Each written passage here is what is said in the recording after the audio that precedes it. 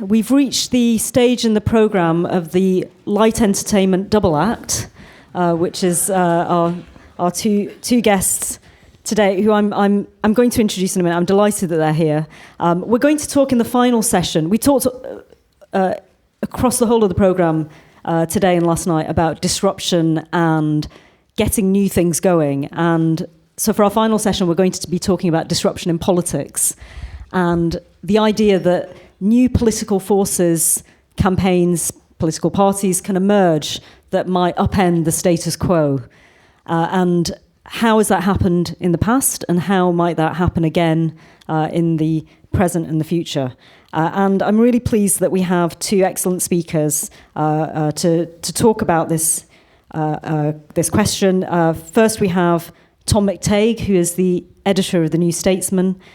He was previously the political editor of Unheard. I'm sure many of you will have heard his brilliant podcast, Hard Times, and read his work. And he was previously a staff writer at The Atlantic, based in London. He's also the author of a fantastic book, which I've just finished reading, called Between the Waves, The Hidden History of a Very British Revolution, which is the history of Brexit and Euroscepticism. So we're going to be talking about that today.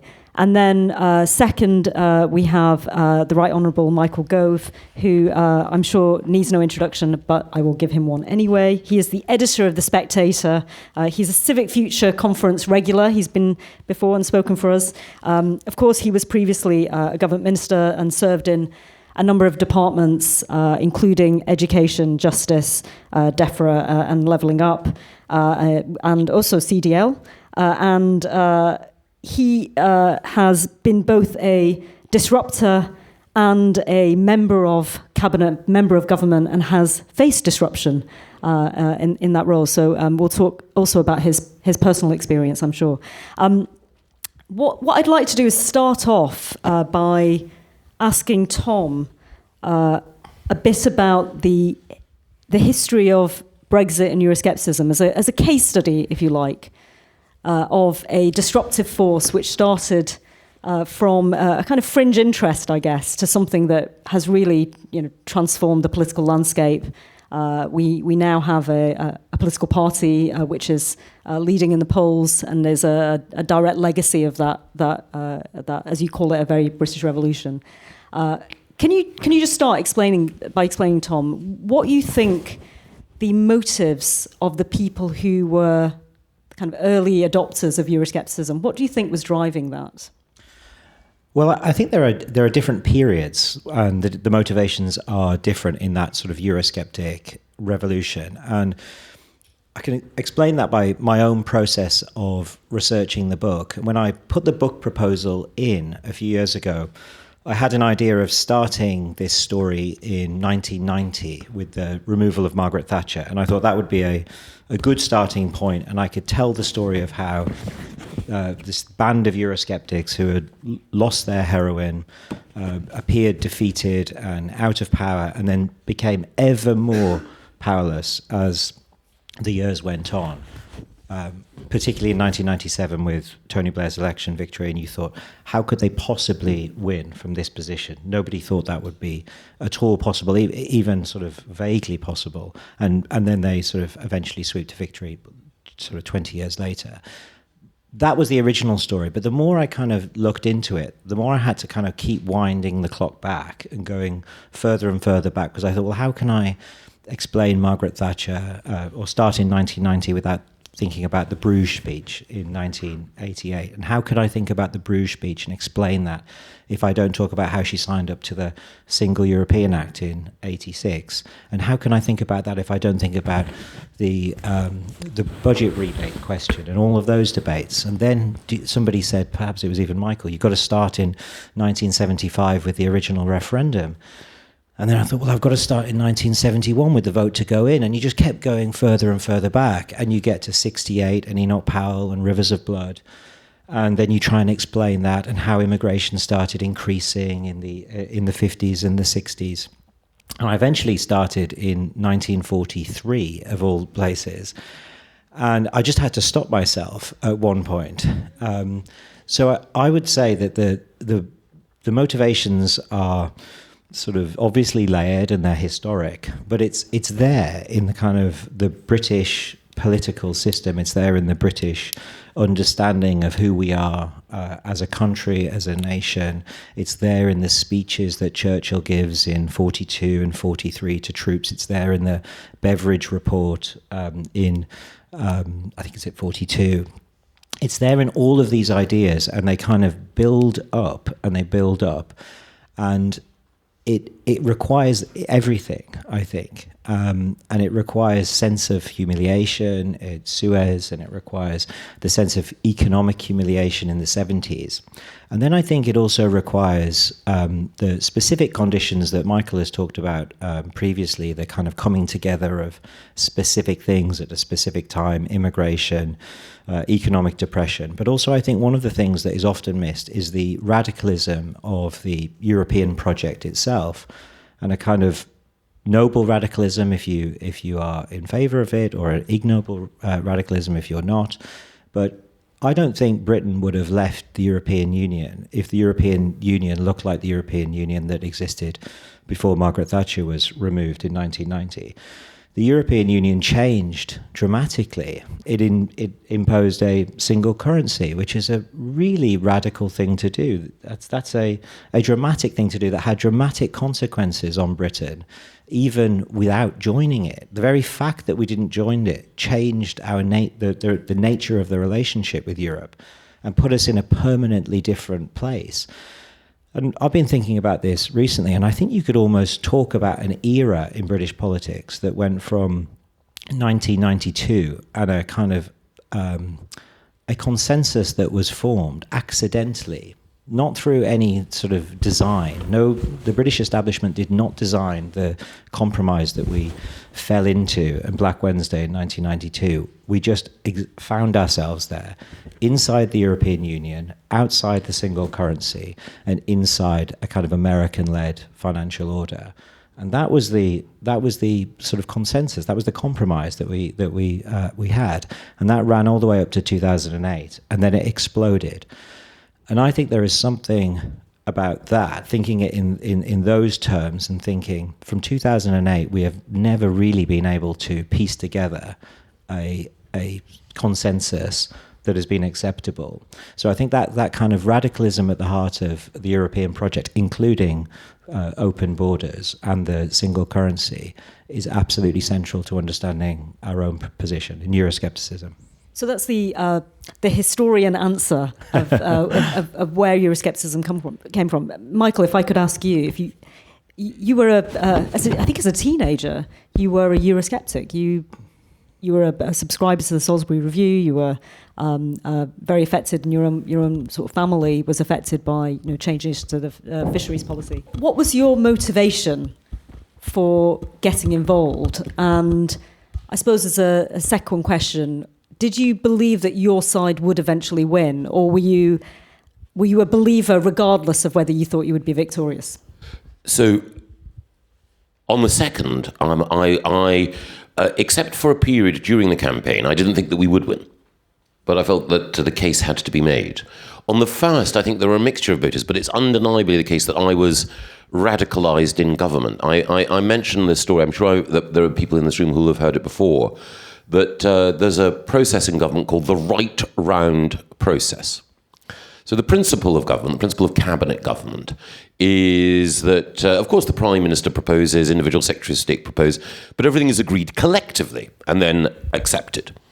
Obviously, the cabinet cannot meet in permanent session, so sometimes a government department will put something forward on anything from how we might change the specifications for boilers that are attached to houses to whether or not we're going to negotiate a trade deal with India. And a letter goes round from the relevant Secretary of State to everyone else in the cabinet seeking collective agreement for it. I was naive enough in government to think, well, it's an interesting exercise. Very kind of, Foreign Secretary or the DEFRA Secretary to ask me what I think. So I made the fatal mistake of saying what I thought and writing back and saying, I don't think this is a good idea, or if we are going to do it. And there were a number of occasions where I said, I think this is wrong, where the reply would come back either from my permanent secretary or eventually from the cabinet secretary. It doesn't matter what you think. This is a European Union directive, which, because we're in the EU, has direct effect in UK law. So your view is literally irrelevant. And it might seem like a marginal thing, but it brought home to me the myriad number of ways in which decisions about how we were governed and what we might accept were not capable of amendment by the cabinet and were happening cloaked from the broader public. Now, it might be the case that 999 out of those 1,000 decisions were either trivial or wise, but nevertheless there was a principle there. And I can trace back emotionally some of the reasons why I was a Eurosceptic to my childhood and upbringing. But one of the, I suppose, I hesitate to say intellectual rationalizations for that emotion, but certainly one of the ways in which it sort of became stronger is my sense that people who were exercising power were lying to the public, in that we said, vote for us and we can change this, but we couldn't. We'd chosen to bind ourselves, and we would use excuses from time to time, or justifications for not acting in that way. Now, if we fast forward, the same thing is happening now, and this is one of the problems with politics now. So the Chancellor of the Exchequer will say, or those acting on her behalf will say, we can't do this because of the OBR. It will be the case that within government departments and outside, it will be said, we can't do this because of judicial review. And it will be said more broadly that Natural England or any other arm's length body is preventing us from operating in this way. And it's very interesting to me that there are people within the government at the moment, from Morgan McSweeney in Number 10 to people like Jonathan Hinder and Chris Curtis, literally newly elected Labour MPs, who are expressing their discontent at the fact that they were elected on the basis that they would bring about change. You can argue that the recipe was inchoate, but the country clearly wanted change. Well, we might go back onto why that feeling was so intense, and I have my own theories, but clearly. And yet the government finds itself, and again, it's an overused metaphor, like Gulliver, bound by all of these Lilliputian bonds and incapable of acting. And so that's why I think reform, the principal disruptive force in UK politics, is so strong at the moment, because there is a sense that all of these ties, all of these restraints work against the capacity of those who are elected and who act on behalf of the people to do what the people want. That's most marked in the whole area, obviously, of borders and migration at the moment. But I think it speaks to more broadly to a range of things. And my own view is that if whatever happens on the borders, whatever happens with migration, if the government and its ministers were capable of showing agency and generating change in a variety of areas, then the appetite for a populist revolt or for maximum disruption would subside. Can I just bringing it back to the history just for a moment, because I do want to talk about the present day and what would be a productive and a healthy disruptive force in politics. But just talking about the history of Brexit and the people who were involved, do you believe that big structural factors such as the fact that the EEC, as it then became eventually the European Union, was moving in a direction such that eventually history would just turn, the wheel would turn, and the British people would leave? Or do you subscribe, Tom and Michael, that individuals did make that happen? It wasn't inevitable that if it weren't for some of the intellectual figures, people like, if you think about the early sort of academic philosopher figures, Roger Scruton, Enoch Powell, who you talk about in your book, some of the business figures like Rodney Leach, Jimmy Goldsmith, who organised groups, who campaigned, even Dom Cummings, who was tutored by Norman Stone. So a lot of these individuals who were Eurosceptic in a broader climate where the consensus was basically it's fine to be part of this structure. Do you think that it was because of them that eventually we left? Do you subscribe to the kind of great man theory of history, or great men and women theory of history, or do you think that there was something inevitable about it? I don't think anything's inevitable, actually, but I almost think if we don't think there's any agency for individuals, what's the point? Why are we all here? Why do we bother thinking about any of this? It'll just happen anyway. So I do think they mattered, and I was in that sort of process that I talked about before, going back through time. I was so struck, actually, repeatedly. You came across people who were ridiculed and marginalized and looked like kind of extreme figures who were campaigning for what they believed in the 70s or in the 80s, and they were pushing against a consensus. And you speak to people on the moderate side of that debate now, and they'll say things like, yeah, I think I was wrong on basically all of those main questions, and the sort of the radicals were right. And I was really taken by that.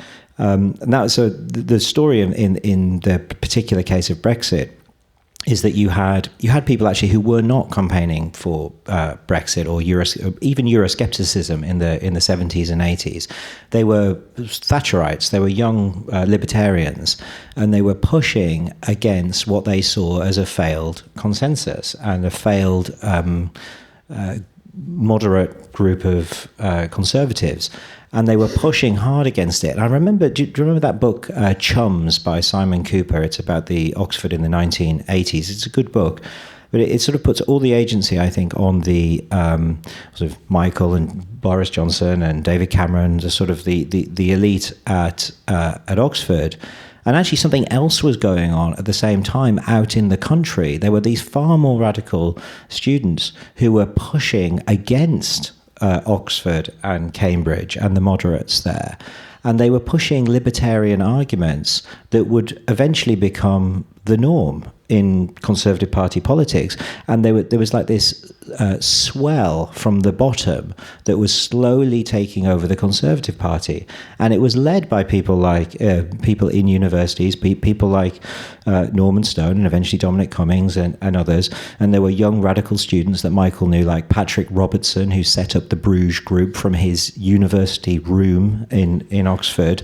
And then he had this, there was Cherwell, wasn't it, that had a report that said there is this funny student who's got a middle-aged lady in his room as a receptionist, and it's this guy setting up the Bruges group, and he's going back and forward to London because he thinks he can change the world, and he sets up this Bruges group, and then he leaves university to keep it going. And obviously that did have a huge impact. I mean, and so, sorry, just to interrupt, but a lot of these students were also involved in Cold War espionage-style tactics. They were going over and smuggling literature into Eastern Europe with Roger Scruton and various other sort of clandestine networks. So they'd had they'd been blooded by the experience of and doing things fighting for the West, as it were. Yeah, and doing extraordinary things in the miners' strike and the peace, disrupting the peace ladies of Grenham Common and all of these things. But I think what was interesting for me is that you can think about history as this kind of inevitable process where there is this inevitable end point. And that is indeed how Tony Blair would talk about history. And we must be in the European Union because it is the future. That's not an argument based on I believe in that future. It's just that is the inevitable future. Therefore, we must be with future and we must get into the European Union because of it. And in that telling of history, people like Roger Scruton are kind of cast as these reactionary figures from the past, that they are discredited because they believe in things from the past.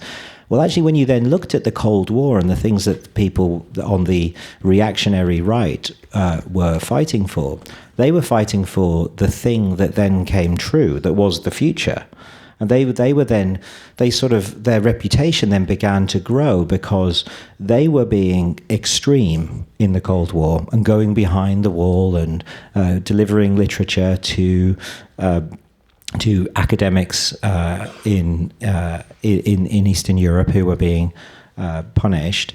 And that was a noble thing that they were doing. And actually, so these sort of tides of history, this idea of inevitability, I think starts to melt away as the basis of your kind of political philosophy. So I think if you think like that, if you think that things are inevitable, your only argument then becomes, well, how do I get on the right side of that tide? And I just think that is a ridiculous position to get into. You're better starting from a point of view which is, what do I believe? And what do I believe is right? And then how can I affect change? And I do think that people who were campaigning for what they believed did make a difference. Yes, I mean, I completely agree with Tom's analysis. One of the people who was involved in the Leave campaign said that its victory in 2016 was a bit like Leicester City winning the Premiership that year. Everything had to go right for Leicester City. They couldn't afford to have Jamie Vardy injured for any game. But when everything came right, they won. And then afterwards, it might have seemed inevitable, but in fact, it was the case that almost every aspect of team selection, fitness, and so on was right. Similarly, for the Leave campaign, if it was the case that the Labour person who joined us hadn't been Gisela Stuart, a German granny with such an appealing centrist manner, if it hadn't been the case that Boris had the charisma that he did, if it hadn't been the case that there were a critical mass of business people, with some of them just credible enough, James Dyson and so on, then would the case have prevailed? The fact that it did means that, exactly as Tom says, it seems to have a retrospective inevitability about it. And there are two things that I would say. One is, it's not necessarily the case. Easily circumstances might have meant that Remain would have won. In the same way, if Henry VIII had found that his brother's widow had borne him a son, would there have been a Reformation in England? Probably, because there were underlying forces. And the thing I was going to say is that even if Brexit hadn't occurred, the underlying forces would have meant that there would have been either a slow or a fast change in British governance. It might have been our departure from the European Union, or it might have been something else. Because again, as Tom and I have discussed, there were a number of things that were happening across the West and in Britain at that time. So there was essentially from the financial crisis, but linked to it, there was a collapse of faith in the ability of the leaders of post-war institutions, and a collapse of faith in what Gordon Brown would call the Washington Consensus. And there was a broad feeling that the people who thought of themselves as the masters and mistresses of the universe, the people who thought of themselves as the experts, had been found wanting, and also wanting in a self-interested fashion. So globalization made the rich richer in wealthy countries, but not everyone else.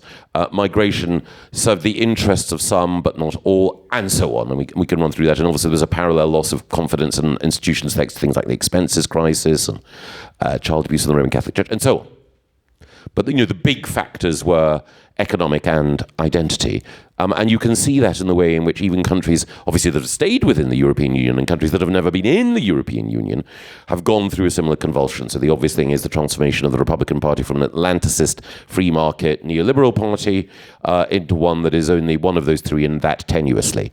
And also the way in which, in France, the two main parties of the left and right, centre-left and centre-right, each scored less than 10% in the last presidential election.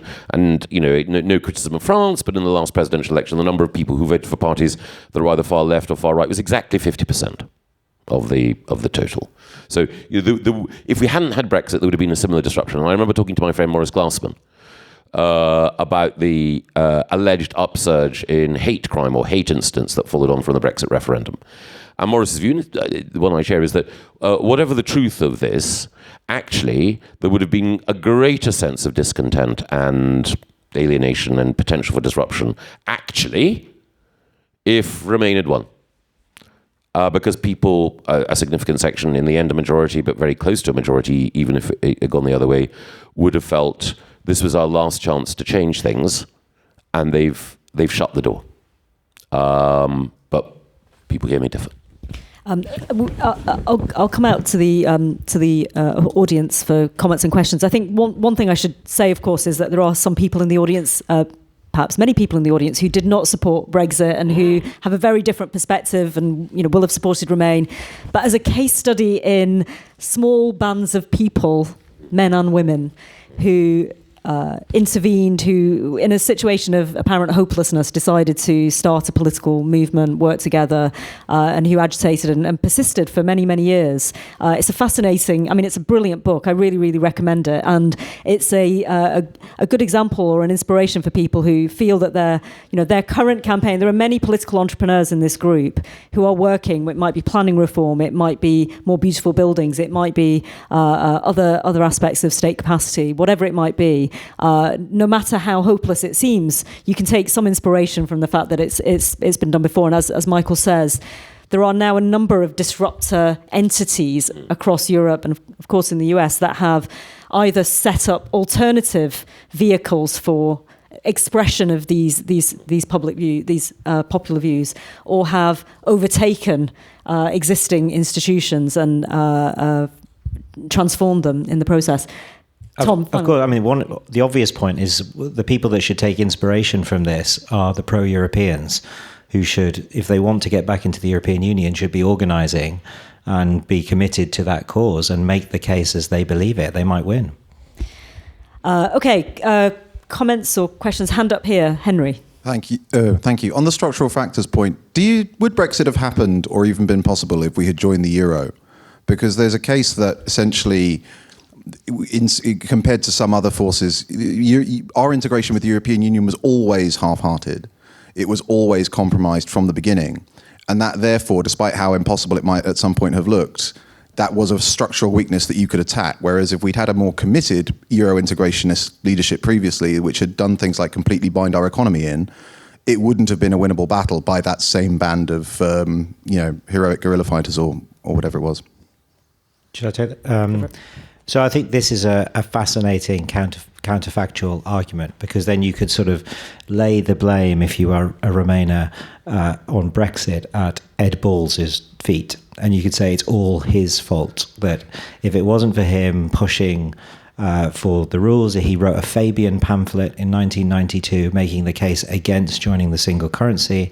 It was very influential. Then obviously you had Black Wednesday and Gordon Brown, who was then seen until about 1998 as the most pro-European figure in the Labour Party, or in the later Labour shadow cabinet and then cabinet. And he was seeking to prove that he was more Eurosceptic than Tony Blair, because Tony Blair was then seen as the more Eurosceptic one of the two. So all of these forces played into it.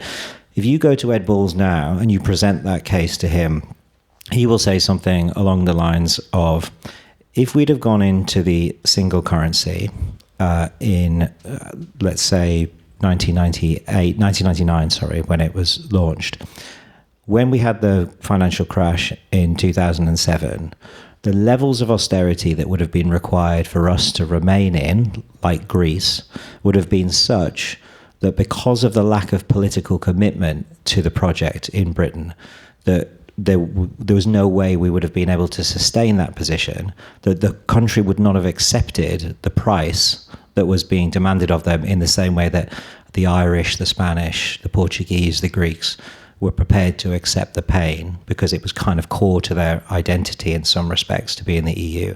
It was never with us. And therefore we would have crashed out of the EU earlier than 2016. That's their... I'm not sure I believe that.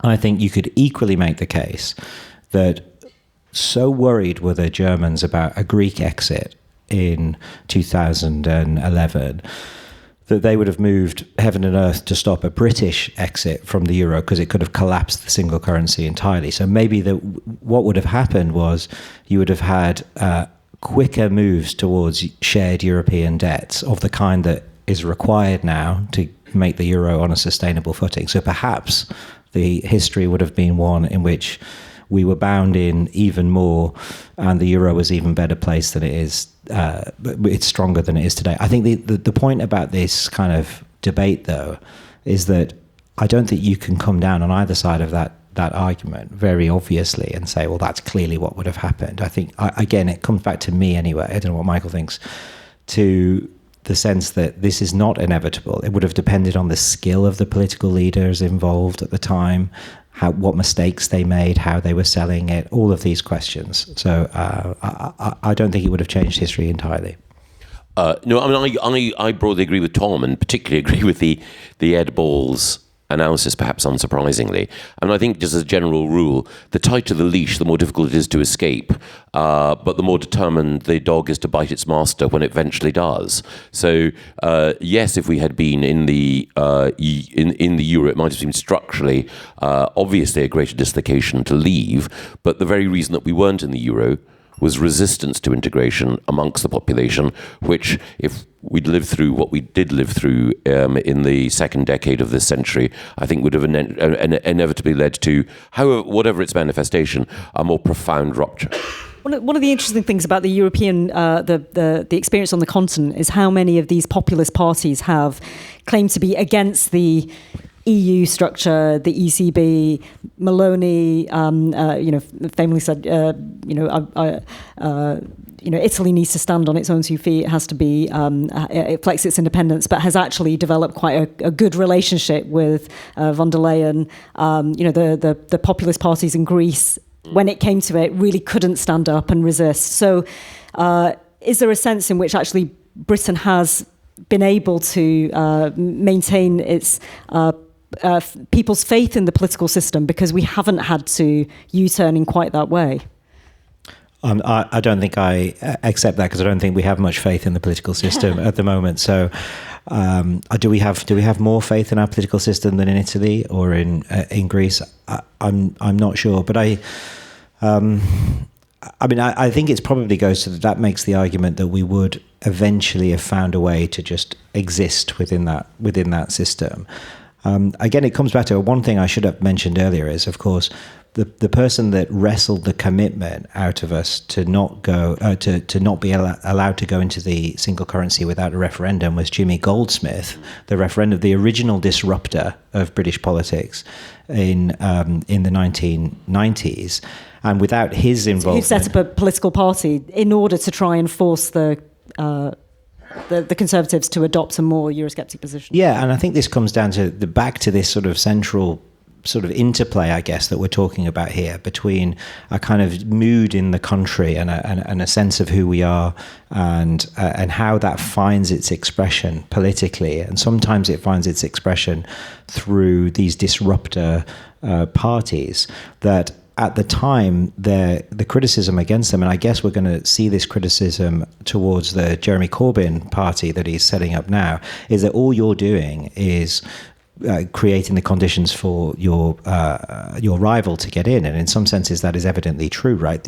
If Corbyn sets up this party, if it's in any way sort of mildly successful, it will probably put Nigel Farage in power.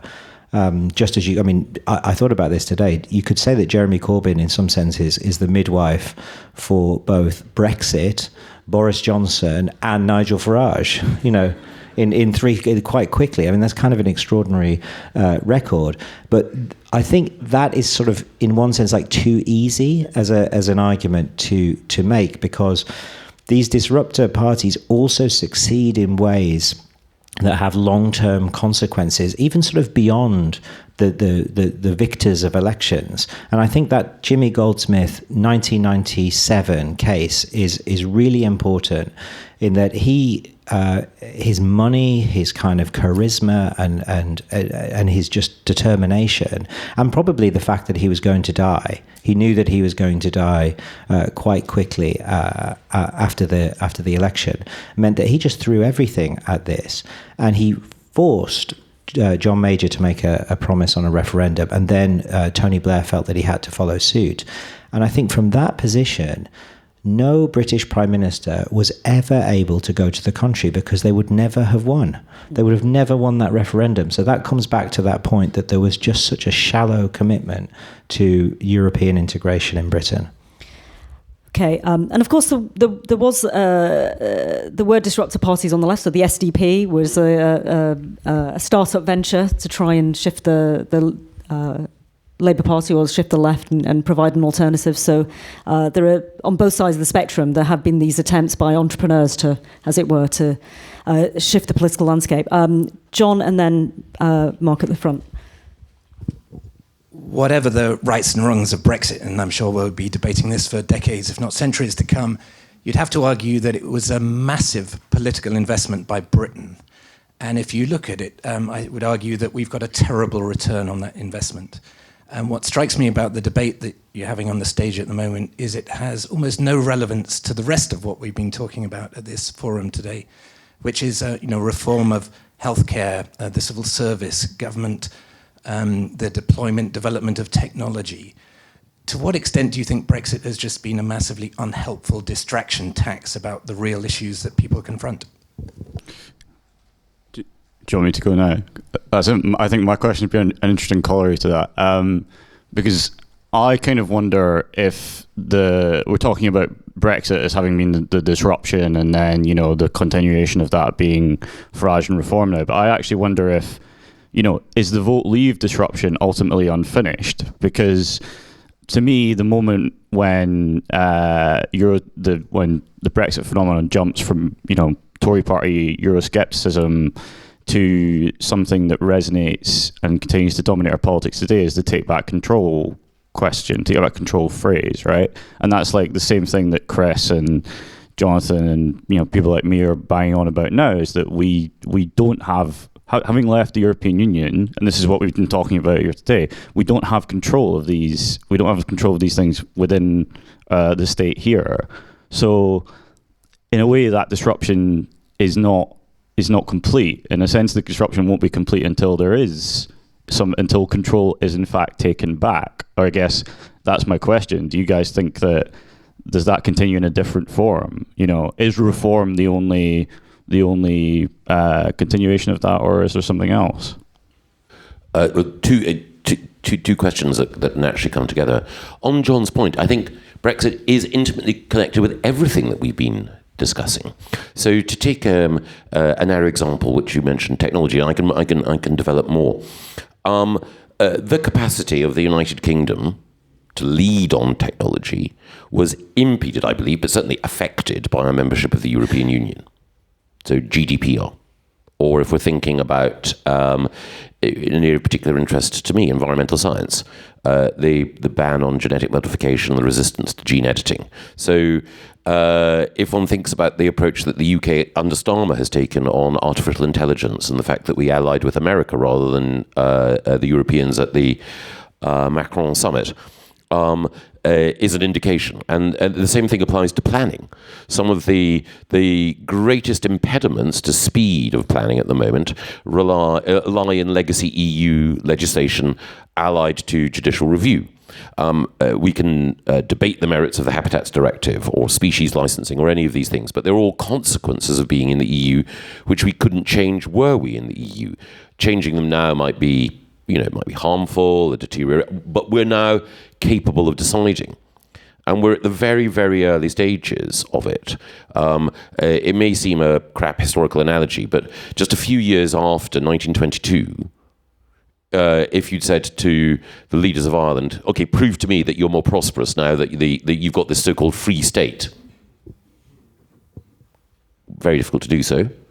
No one now is suggesting that you should reverse that. Similarly, it would have been impossible to know after the American victory in the War of Independence, impossible to know until at least 1812, very possibly the 1820s, whether or not in economic terms, debate other terms, that had been justified.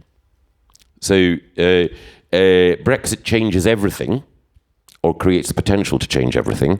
Whether or not anything changes is the decision of political leaders in the country, and you can either, as you quite rightly point out, incur some cost to change, and then accrue no benefits because nothing actually changes after the potential has been unleashed. But I'd say, just touching on the point here, there's a much broader thing as well. At certain points in history, an old model is found to be, however brilliant it might have been, inadequate. So essentially, from 1815 to 1848, an Ancien Regime, Holy Alliance model of running empires was pretty effective. And then, 1848 to 1870, uncertainty. Bismarck, creation of Italy, you move towards that period right up until 1914 when you have a very different model. When you have, whether it's within empires or nation states, essentially the bureaucratization of what it you get a move broadly away from status to contract within the state systems, and so on. You've been talking to Cummings again. He's right. More a fortiori, we had a model essentially from 1945 until, and you can argue 1990, 2001, 2008, I would say 2008, which is now broken. And you have people who, for understandable reasons, miss it. So when people talk about the rules-based international order, how important it is, it was a very good thing. But it was a creation of its time. It may be possible to recreate it, but it's been smashed by a variety of things. You know, what are the institutions of the rules-based international order? WTO? Well, the WTO has been a way of China stealing jobs, stealing intellectual property, maintaining slavery domestically, and all the rest of it. Those are rules that have worked in the interests of tyrants. So, you know, when Peter Ricketts talks about the importance of the rules-based international order, it's like, you know, an Austro-Hungarian archduke in 1853 saying, what about throne and altar and legitimacy? It served him well as long as it lasted. But now we're in a very, very different world. And in that sense, how we create the right sorts of institutions is exactly the question. And that's one of the things that many of the people here are involved in. And it may mean that some of the conclusions that people arrive at are uncomfortable for me or for others. But it's precisely that open-mindedness that I think that Civic Future encourages. I think some of Michael's arguments there are a little bit dangerous to his own cause, I would say. So almost certainly. I mean, sort of channeling Michael Collins there on the sort of freedom to be free. That's what Brexit is. I mean, I think you could say, Michael, you could take Michael's argument about Irish prosperity and you could apply it to Scotland or to Wales or to Northern Ireland or to much of Northern England, all of which you could say right now are completely being failed by the British state and have been failed for decades. They are just poor. They're just poor places in Europe, and that's the kind of reality. So part of me thinks, well, you know, so long as they're being failed in this way, isn't it worth the risk in the long term that they can find a way to be wealthy? The massive distraction point, I think, I mean, David Cameron made that point, didn't he, as well? He just said, look, ultimately this will cost us 10 years of thinking about other things that we could be getting on with.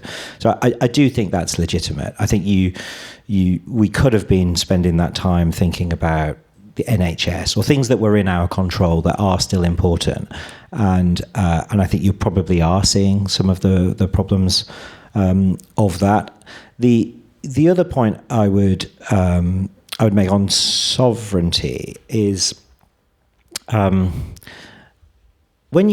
sovereignty is such an interesting one, because you think, again, I was struck by those debates we were having about sort of monetary sovereignty and the single currency question. And they were completely legitimate points about, you know, the control of interest rates. And Margaret Thatcher would be sort of banging the desk and saying, well, we shouldn't have our interest rates decided according to German homeowners' needs. They should be, you know, in response to British homeowners' needs and British needs. And that was an entirely legitimate point. And we don't go into the single currency. And then in 2007, our economy blows up, and it turns out that we are entirely dependent on the American Federal Reserve, and the economy would have collapsed if they hadn't decided, unelected people in New York hadn't decided, right, we need to give the British banks as many dollars as they need to survive. So it turns out we were having this debate over here about sovereignty, and we weren't talking about this thing where we had no sovereignty. And we were, you know, at risk of somebody else's decisions. And I think I almost feel that now as well. So we've had a bond market this week, which is panicked about the Chancellor crying on TV, and suddenly we're all paying more money for our debt. Keir Starmer then comes out and says, oh God, she's safe. Don't worry, I won't sack her until after the next election at the very least. The bond market's calmed down. And so you think, okay, so the bond markets now remove a prime minister in Liz Truss, and now they stop us having a reshuffle. I mean, that's quite an extraordinary position for us as a country to have gotten into. So on two questions of sort of, I think, sovereignty, and partly because of our own mistakes, right? We needed the dollars. We created that system. We didn't have to, and now we need somebody else's money to pay for the stuff that we do. We have got ourselves into a position where we are not sovereign. Can I come back just for 10 seconds? Sovereignty is often. Tom makes a number of powerful points, particularly about Ireland. But sovereignty is not an absolute thing. Sovereignty is always relative, a critical point. So we can be more in control democratically of our fate, but there will still be forces which we cannot control. In the same way as a human being needs nutrition, but if you have control over what you eat, that is very different from being, for the sake of argument, in prison when someone dictates exactly what you're going to eat and when you're going to eat it. So just because there are physical, economic constraints on what a state can do imposed by other factors like the bond market, that doesn't mean it lacks sovereignty in the way that a country which was within a currency union that could not alter its interest rates would be. So there's a sliding scale there, but Tom's central point rests. Okay, where do I go? Daisy, and then Nick. Tom, I was struck by something you said a few minutes ago when you said that Tony Blair had this rhetorical strategy of not arguing for things because he necessarily believed in them, but because they were inevitable, and that whereas and would sort of cast his opponents as being backward and reactionary. And you did that in the context of the EU. You did it in a lot of ways. I mean, when I was starting out in education as a teacher, when Michael was the shadow education minister, the whole rhetoric you would hear Blair talk about and lots of the New Labour people talk about would be, essentially memorising things is backward, knowledge is backwards, schools that have walls are backwards, and anyone who kind of, argues against this is a backward reactionary. Yeah. Well, if you're looking on the right side of history, we've now 15 years on, got a lot of evidence that actually Michael was on the right side of history. So you can make an argument and say, well, the right side of history, actually were wrong, and we can argue about history. You can also say, what is the point of this argument about the right side of history? And the right side of history become a very popular phrase beyond Blair in the last 10 years and a whole range of different things. And you get to a point where you say, well, who cares, what someone thinks in 200 years' time? The point Michael was making, Ireland in 1922, Ireland now, well, what about Ireland in 100 years? Make the decisions based on what you believe in. And I think this phrase gets overused so much. I think you're right. People stand up, make the case for what you believe in, not about some fictitious person in 200 years' time who's going to evaluate your moral agency. I suppose the flip side of the argument, where Blair would say, Blair loves AI because he's like, well, that's the future. Yeah. And that's probably where he's on the strongest ground with that argument. That I guess across the long sweep of history, technological progress, if you can sort of identify anything, does seem to be something that carries on regardless, and you probably don't want to stick your head in the sand over it. So where do you stand on that right side of history? Is it a useful phrase for thinking about stuff? Is it overused? Is technology the thing where you kind of do have to be on the right side of history? What do you make of that in the context of disruption? Do you want to come back on that quickly, and then I'll take Nick? So I completely agree. I think that is Blair's weakest point, actually. So he's obviously this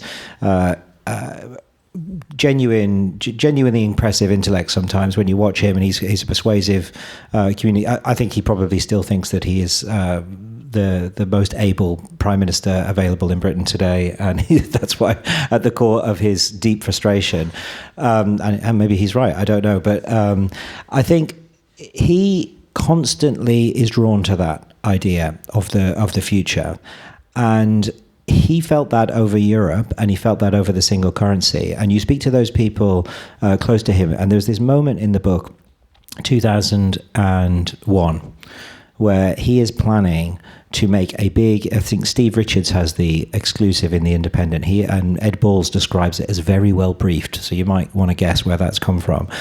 He says that Tony Blair is going to make a big speech in September at the TUC conference, I think it is, or the Labour Party conference, where he's going to announce that his second term will all be about getting into the euro. That will be the defining legacy of his second term. That is the future. That locks us in. That is his legacy. He can then depart. And then what happens? The planes smash into the World Trade Center. That is like, again, almost a metaphor of sort of modernity crashing around. That is a, you know, as John Gray would point out, that is modernity. What was happening there is modernity. Just as ISIS today are modernity, they are a form of it. They are not a barbarous vision of the past. They are a reflection of what exists today. And that is not how Tony Blair sees it. But he switches. He switches there and then. The euro fades away, and the new vision of the future becomes democratizing the Middle East, and it takes him away. And I think that sort of, if you were to get a really interesting conversation with Tony, it would be about that question. How come, if you can see the future, it keeps changing? You saw the future of Europe, you saw it over the Middle East, you now see it over AI. It's changing all the time. And so perhaps you should sort of question that sort of fundamental analysis about progress and what modernity is and what reactionary politics are. Yeah. Anyone who uses the phrase "the right side of history" doesn't know anything about history. So, you know, in 1642, the right side of history would have led you to believe there'll never be a monarch on the English throne ever again. We got rid of that. It's in the past. And then in the first decade of the last century, you know, the Norman Angell view, the right side of history shows that globalization means that there's never going to be conflict ever again. And then in the late 20s, or particularly in the 30s, people have said, democracy, you can't get anything done. So, you know, the brightest and the best in this country, I use the phrase non-ironically at the time, were all drawn to, or particularly on the left, were drawn towards communism. And so you had the Webbs reporting back from... Great people. Reporting back from Russia saying how wonderful it was. You know, you had Spender and Auden and everyone else, you know, all struck by that. You even had that after the Second World War, when there was a brief vogue for people on the left, central planners, and believing that the rate of growth of the Soviet Union was destined to be faster than free market economy, and so on, and so on, and so on. The key thing is that there have been very bright people who've been convinced that history is moving in one particular direction, when in fact what history teaches us is the importance of contingency, the immutable nature of humans, and our tendency towards folly, hubris, and grandiosity over time. I usually hate it when people start saying, well, social media change everything, because it always feels like a slightly trite thing to say. But it is true that social media, because it gives people a alternative perspective from the ground of what's going on, as opposed to a kind of established mainstream media narrative, that there is a sense in which people's politics have been, or perceptions of reality and what's working, what isn't, has also been disrupted. So, for example, you can see that there is a spike in shoplifting and crime on the streets, even though everyone in Westminster and Whitehall will say, but actually crime is coming down. If you look at the statistics overall, no, we're a much safer country than we used to be. And there is a sense in which people are getting their news, their sense of what's going on from different sources, that in itself is contributing to the populist surge. Yeah, completely. My brother-in-law lives in Thailand, and he came over the other day. He works on wind farms over there, so we train them all up here, and then they go off and live in Taiwan and get paid much more to go and build their wind farms. But he comes back and he says to me, "What's this about Keir Starmer and a boyfriend?" And I went, "What are you talking about?" He says, "Oh, it's all over the social media. Yeah, that's the root of it, of all this crisis." And I said, I've been in Westminster for 15 years, and maybe I'm naive, but I don't know what you're talking about. I have no idea. Well, I'm fairly sure he's a happy family man. That's genuine. I think he's a happy family man. But so I think, yeah, it does change the way you think.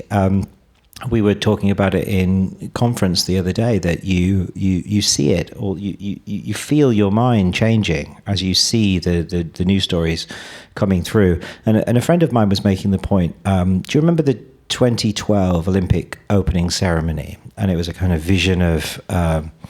I think it can be described as kind of vision of Blairite Britain, that it's sort of the apotheosis of modern Britain, that we'd reached the goal. And which Tory MP was that tweeting, complaining about it? Adrian. It was a chap called Aidan Burley. That's it. Yeah. Oh, he was the guy who dressed up as a Nazi in the Swiss Alps, wasn't he? Yes, he's now a Reform candidate.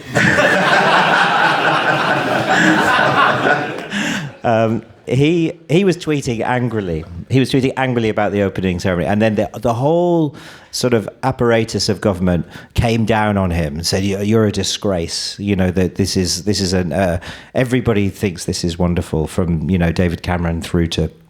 And Tony Blair.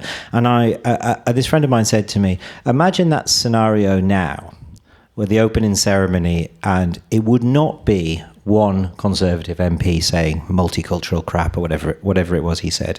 It would be a wave of people saying it, and it would not be a sackable offence. It would be a part of the national conversation. In a way, and it would be promoted by Elon Musk, and it would just be there and sort of legitimate. And I'm not making any judgment on that, whether that's a good or a bad thing. I just think that is a change that has happened, and you can see that in the riots and other things. It's just a change. Can I just allow Nick to make a point? I think you had. If there's still time, I just want to say first of all, it appears to me that if a country is beholden to the bond market, it's probably because it's raised a lot of debt, and that's a choice. But my question relates to the title, which is, how would one disrupt the political consensus around migration, which I think for a long time it would appear the country has always maybe diverged from the trajectory that policy has taken. So what would that take, and is that a question that I think is still prevalent in Westminster? What would you say was the political consensus on migration? That for as long as I can remember, we should have more of it, or at least very high levels are normal, and will continue. Well, I get not to promote my book, but that's where my thoughts are going. You had something disrupted the consensus in Westminster incredibly violently in 1968 with the Enoch Powell Rivers of Blood speech, and after that speech, you had obviously his sacking.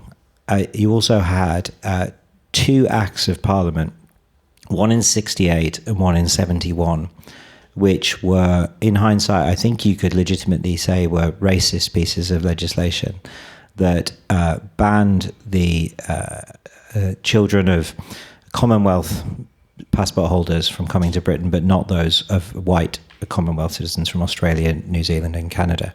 They created something called a patrial, which meant that your grandmother or father was born in Britain.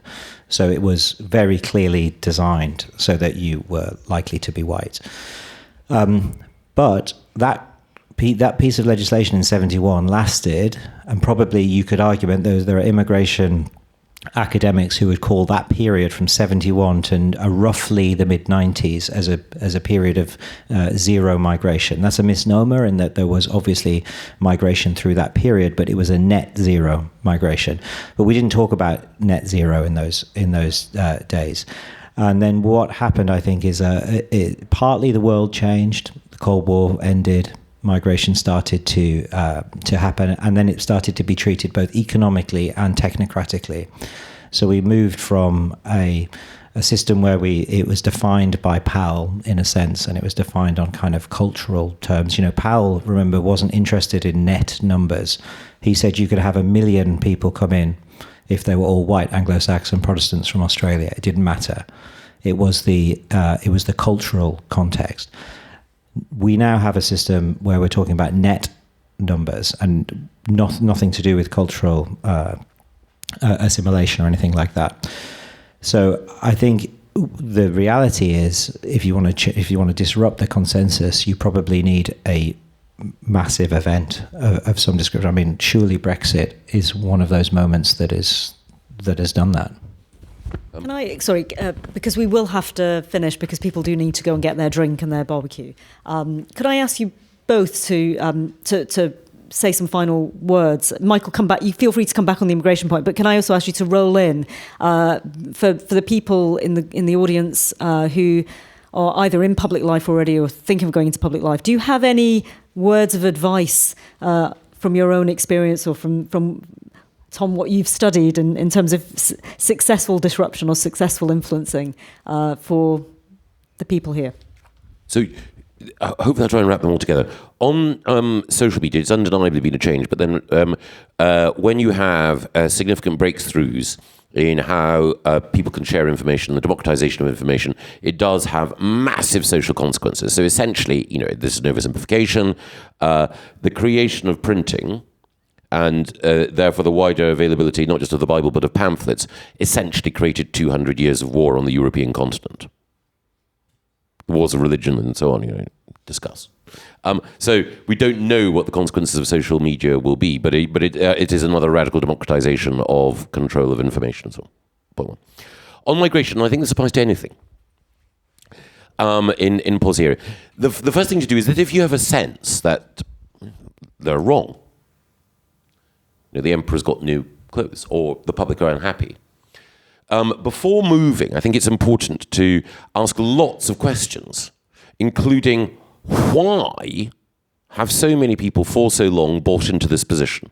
So one of the things that I said in policy terms, and people with whom I've worked in the past will be to say there is a key conservative intuition, which is Chesterton's fence. So you see a fence in the middle of a field, and you think, why the hell is that there? But someone somewhere, most people know this, at some point thought it was a good idea. So why? And why has it persisted for so long? And then it may not be entirely rational. What are the emotional reasons why what are the reasons why in a shame culture it might have survived, or in a guilt culture it might have survived, as well as the economic rationale for it? Who are the people who are invested in its continuity? To what extent is it right to disrupt that? So you have to ask an enormous number of questions before coming to a conclusion. And that's my broader point about disruption, which is that in politics and in so many other areas, the thing to do is to have a degree of relentless curiosity and also a level of epistemic modesty. In other words, develop a model or an understanding or a theory of why things are the way they are. But then continue to ask questions. So if you want to transform the planning system, and you say, well, it's manifestly the case that it would be far better if decisions that currently take 20 years could take 6 months. Why does it take so long? And why are each of the factors there? Why is it the case that environmental regulation has the hold that it does? Why is it the case that judicial review is so strong in the UK? Why is it the case that we have the respect for lawyers that we do? Is NIMBYism irrational? If it is rational for those individuals, how do you ensure that you deal with the traditional Mansur-Olson economic problem of the pain being concentrated but the benefits being diffuse, and in the future, ultimately, there is no substitute for hard thinking.